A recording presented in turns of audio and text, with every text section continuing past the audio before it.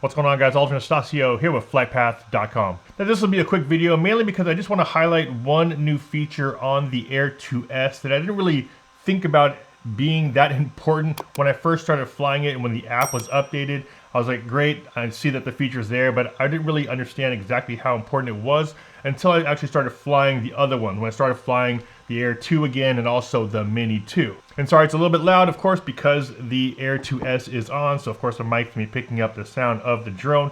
But I want to quickly go through with you guys this new mode in here, which is called the Pro mode, and talk to you a little bit about why it's different than the Air 2 and the Mini 2. So once you've downloaded the most recent DJI Fly app, and of course I'll put the version number that I'm currently using at the bottom of the screen, there's been a little bit different of a UI change, a user interface change on the app itself. Now in the very bottom right hand corner where you see the word auto, if you click that auto, it now switches over to Pro mode. And if you're familiar with flying with the DJI Fly app before, it used to just say auto, and if you click it, it would just switch it over to manual mode. Now the big difference here with that manual versus Pro mode that they're calling it now on the Air 2S is that when you're in Pro mode and you select the bottom right and you tap on those settings, the one thing that's different here is that you're able to now switch it from manual on certain settings to auto on certain settings. Now what exactly does that mean? Well, if you're used to filming or shooting on a regular camera that has manual controls, meaning you're able to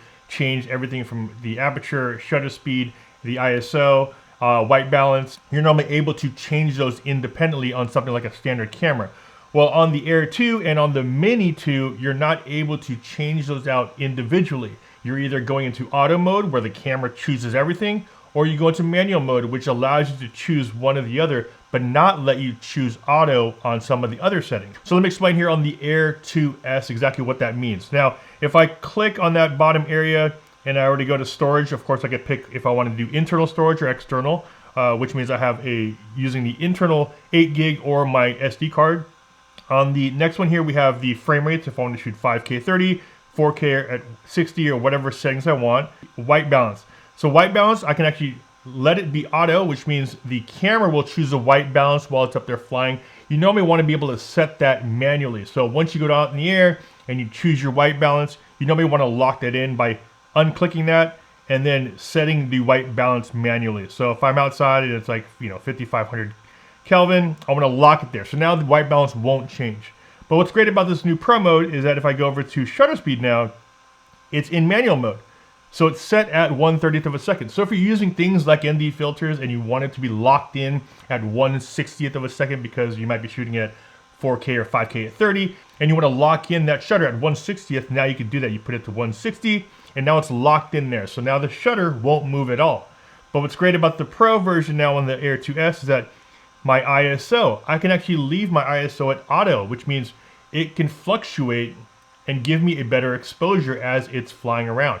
A lot of times with the other ones, you're locked in. You're locked in at exposure, you're locked in at your shutter speed, you're locked in at your white balance. Here, you're now independently able to change those settings in the Pro mode on the Air 2S, which is a really nice function to have. Of course, you can't change the aperture. It's a fixed 2.8, but it's really nice to know that, hey, I can lock in my 1/60th of a second shutter speed because I want that natural motion blur with my filters, but I can let the camera do the rest. I can let the camera auto expose the ISO and also if I wanted to, the white balance, but you normally want to lock in the white balance. And also just like exposure compensation, you are able to adjust that here if you wanted to as well. So just real quick, let me show you what it looks like on the Air 2 and how you're not able to change those settings individually from auto to manual. Okay, so now that Mavic Air 2 hooked up to the new DJI Fly app, and just the same as we had on the Air 2S, if click on the bottom here from auto, click it to Pro mode.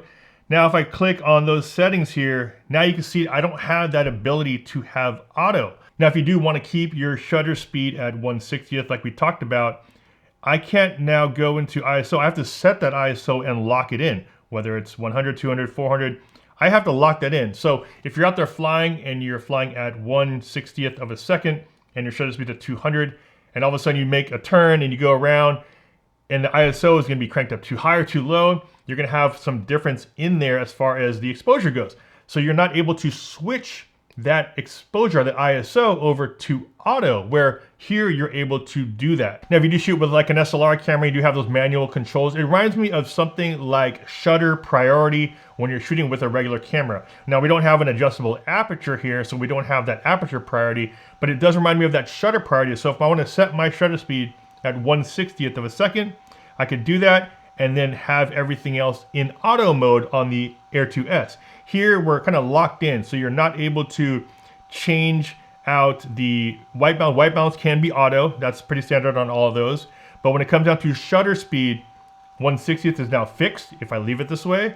And ISO is also fixed. I have to leave it this way. And exposure compensation is fixed. So I'm not able to adjust that as well. If you're the type to use filters, I think this definitely moving over to that pro mode is definitely going to help you out, because then if you're using filters and locking in that shutter speed to be 2 times your frame rate, and then keeping your exposure ISO at auto just to help you balance it out as you're moving, I think that's definitely where you'll see a lot of the benefit of having that pro mode on the Air 2S. And there it is, guys. Just a quick tip, talking to you a little bit more about that new pro mode in the DJI Fly app, mainly geared towards this right here. The new Air 2S gives you that full manual control of each of those exposure values, whether it's going to be your white balance, your shutter speed, your ISO, and even your exposure compensation. Those individual controls are something you can't do on the Air 2 or even the Mini 2, so definitely a nice plus on the Air 2S. If you guys haven't seen all my other Air 2S videos, make sure you guys check out my full playlist down below. I talk about all the details